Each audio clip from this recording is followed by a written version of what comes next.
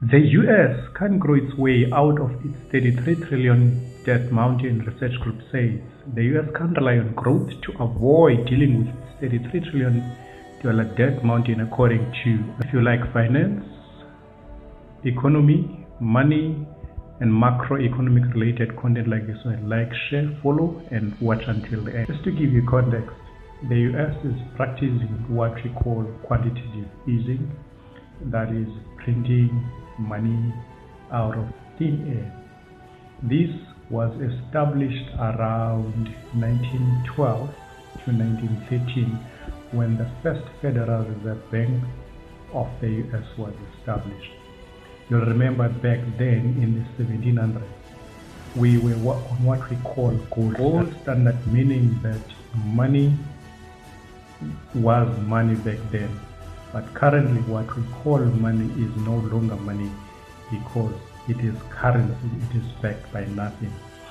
Why is that, you may? It's because of the government's deficit spending. Number one, and that is they spending money that they do not have by borrowing in some countries, but in the case of US, we simply print it into existence through their Federal Reserve Bank that was established in 1913. So it's two things: government deficit spending and printing of currency, that is quantitative easing.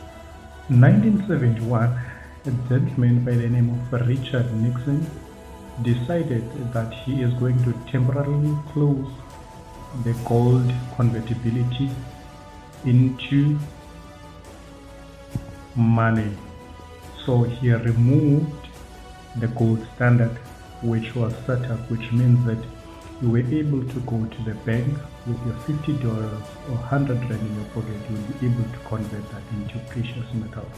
But because of the trade wars of the day, the USA decided that it is going to stop temporarily what we call the gold standard. Guess what? As we all know, politicians, whenever they say something is going to be temporary, and it became permanent.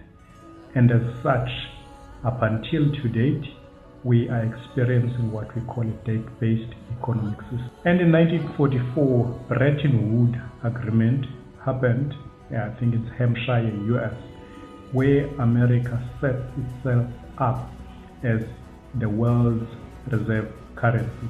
They decided that the dollar is going to be the world's reserve currency, which means whenever countries wanted to trade among themselves, they were going to use the US dollar, because back then the US dollar was still backed in gold.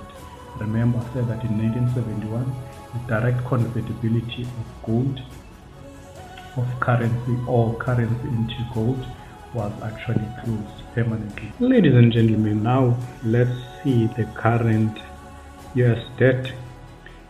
As you can see, it's $33 trillion. And what is the US current debt to GDP?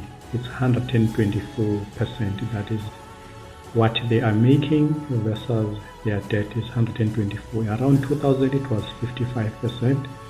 2000, around 1980 it was 34%, which was a very healthy GDP debt to GDP ratio. In the 1960s it was at 52%. Ladies and gentlemen, from 1913 to 2013, the US dollar has lost about 80% of its value due to quantitative easing, robbing you of the purchasing power of your money. That's where we are. Do let me know in the comment section which countries you would like me to look at in terms of their sovereign or national debt.